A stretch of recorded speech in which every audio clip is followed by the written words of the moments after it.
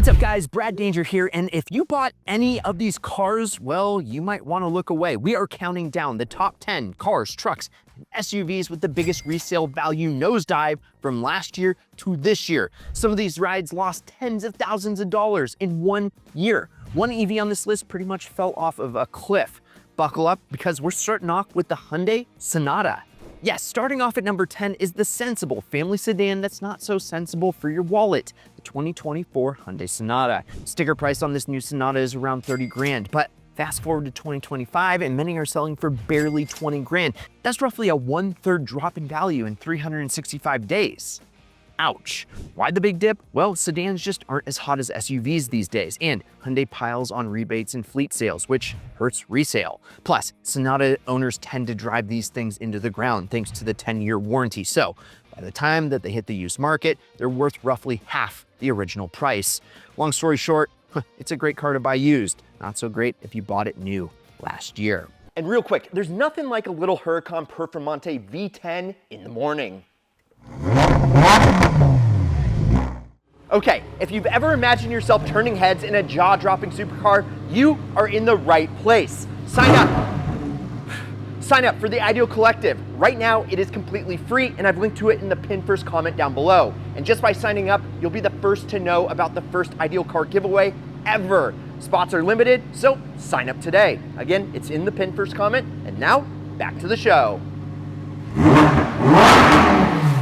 Okay, at number 9, we got a full-size truck that proves not all pickups hold their value well, the Nissan Titan. 2024 was the Titan's final model year. Nissan is killing off this truck in summer. 2024 was the Titan's final model year, and that's some bad news for resale. It started around 46 grand new, with loaded trims pushing 60K, but with dismal sales and its demise announced, used Titan prices tanked. Today, a 1-year-old Titan might fetch low 30s. Meaning owners watch $10,000 to $15,000 evaporate overnight, or roughly 20 to 25% of it gone. Why? Well, the Titan struggled against Ford, Ram, and GM trucks, so demand is tiny. Did you ever think about buying one? Exactly. Now, add the discontinuation. Who wants a truck that has no future support? This Titan's value sank, well, like the Titanic. If you love burning money, buying a new Titan was one way to do it. All right. Number 8 is a shocker, the Cadillac Escalade ESV. Yep, one caddy's king of bling isn't immune to depreciation. This stretched Escalade runs around 90 to 100K plus new, but 1 year later, it's often down to 75K or less. That's $20,000+ drop, or 20% or more in a year. And over the years, and over a few years, it only gets uglier. The ESV sheds at least half its value just a few years on the road. So why so steep? Size and cost. The ESV, it's huge. Awesome for ballers, but its gas mileage is atrocious and it's expensive to maintain. Not everyone wants a used mansion on wheels that guzzles premium fuel. Plus, have you seen that GM recall for those V8s? It's pretty bad. Plus, luxury buyers want the latest tech and style, so yesterday's Escalade isn't as hot. The result? Depreciation hits it real hard. You bought one during the craze when dealers were marking these things up. I'm sorry, that resale is looking weak. The upside, used Escalade ESVs are bargains for those who can afford the fuel bill. Okay, coming in at number 7 is one of our EV all-stars of depreciation, the Nissan Leaf. This was the pioneering affordable EV with an MSRP around $28,000 to $36,000 new, but by 2025, a lightly used Leaf might only pull in 18K or so. We're talking about a 10K drop here, 30% gone in value. And here is a big reason: tax credit. A new Leaf came with a federal EV credit up to $7,500, effectively knocking the purchase price down for first owners. That undercuts resale big time. Why would somebody pay top dollar used when a new one net of credits is so cheap? Add in the Leaf's okay range and the fact that EV tech moves fast, making older models less appealing, and used buyers, well, they're driving a hard bargain. Oh, and early Leafs had that rep for battery degradation, which still haunts the model's image. Bottom line, great little electric car for running around, but its resale value drops like a battery on 1%. Yeah, number 6 is a luxe land yacht that loses value faster than it drinks fuel, the Infiniti QX80. This big SUV stickers around 75 to 85 grand new, fully loaded, even over 90 grand. But 1 year in, many are selling in the mid 60K range. That's easily a 15K loss, or 20+% right out of the gate. And the slide doesn't stop there. The QX80 is known for losing 50% of its value within a few years, one of the worst in the luxury SUV class. Why? Well, a few factors: age and image. The QX80's design, it's old. It's basically a 2010s relic with facelifts, and it's up against fresher rivals. It's also a gas guzzler with mediocre tech, so used luxury buyers often just skip it. And Infiniti's brand cachet isn't on par with Lexus or the German brand, so demand is super low. With a tiny pool of buyers, prices, they just plummet. If you splurged on a new one, well, you're feeling that depreciation gut punch now. The QX80 proves that flashy new car appeal does not guarantee strong resale. Okay, sliding in at number 5 is America's muscle icon that's been doing a burnout on its own value, the Chevy Camaro. Now, nobody buys a Camaro expecting Prius-like resale, but this is absolutely wild. Most Camaros lose about 39% of their value after just 1 year. You heard that right. Buy a new Camaro for 40 grand, and a year later, it might be worth only 25. That's like 15,000 bucks just poof, gone. So what the hell is going on? Well, two things. First is high upkeep costs. Sports cars like the Camaro have pricey maintenance and repairs, which scares off used car shoppers looking for deals. Second, customization and niche appeal. Camaros often have mods, specific trims, and wild color combos that you might love, but the next buyer, well, maybe not so much. A stick-shift V8 track monster is awesome, but the pool of buyers, it's pretty small and way pickier. Plus, the Camaro, well, it's bowing out. Bye-bye after 2024, which can hurt mainstream interest. Add it up and you get nearly 40% depreciation in a year, enough to even make a Mustang owner say, dang, that's rough. If you find a cheap, slightly used Camaro now, you can thank the original owner for taking that depreciation hit for you. At number 4, we have the Tesla Model S, the EV poster child that's been losing value faster than last year's smartphone. And whether you love them or you hate them, or you sit somewhere in the middle of Elon, well, let's put that all aside and you can hit it up in the comments down below. I can't wait to see what to say about him. But the Model S, it's an amazing car, insane acceleration, tech for days on days on days. But if you bought one in 2024, hold on to your seat and your wallet. Tesla slashed new Model S prices by 15–20% in the past year, which sent used prices tumbling.